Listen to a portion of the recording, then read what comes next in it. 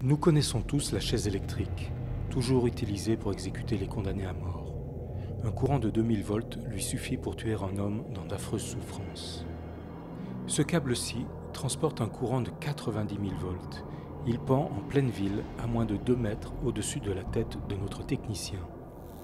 Ce câble devrait se situer à un minimum de 6 mètres au-dessus du sol.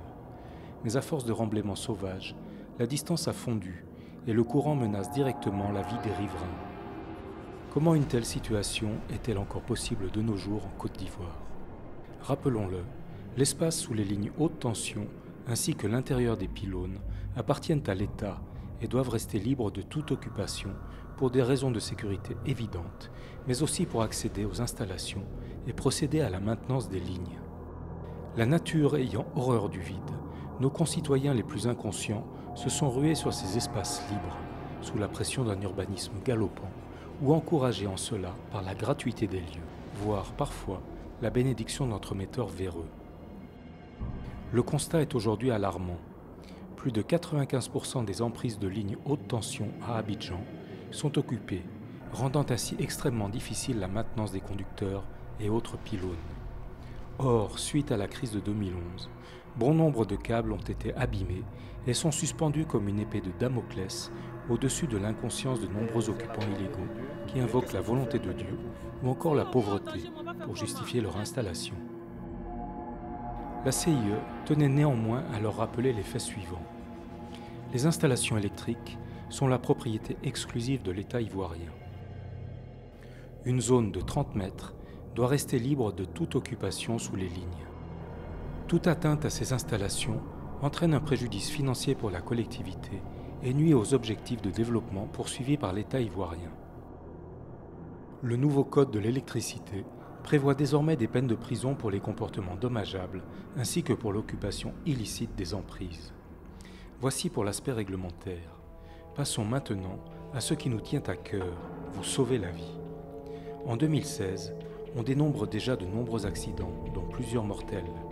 Parmi les causes les plus fréquentes, il y a le contact accidentel avec un conducteur. Précisons qu'il n'est pas nécessaire de toucher un câble haute tension pour être électrocuté. À moins d'1,50 m d'une ligne, peut se produire le phénomène d'amorçage, le courant passant de la ligne à votre corps, en raison de votre seule proximité. Bon nombre d'accidents ont pour cause l'inattention, comme ici, où la benne d'un camion a heurté une ligne, causant la mort d'une personne. Il importe donc de ne pas se tenir à proximité des lignes et pylônes, et bien évidemment de ne rien construire ou déposer sous ces installations. Dans ce quartier, sous l'effet du vent, une tôle s'est envolée d'un toit et est venue percuter la ligne. Elle est tombée au sol et a provoqué un incendie général, puis la coupure de l'approvisionnement de la quasi-totalité du pays. Partant d'orage, le pylône est conçu pour conduire les éventuels éclairs à la terre. En cas d'obstacle, comme ici l'entreposage sauvage d'objets métalliques, par nature conducteurs d'électricité, les conséquences peuvent être terribles. Il est également dangereux de porter atteinte physiquement au pylône. Ces barres ont été tordues par un choc avec un camion. Le pylône est fragilisé et en cas de grand vent ou de choc d'hiver, la ligne pourrait tomber au sol. Autre risque, la rouille. Déposés au contact du pylône, ces déchets métalliques vont corroder sa structure.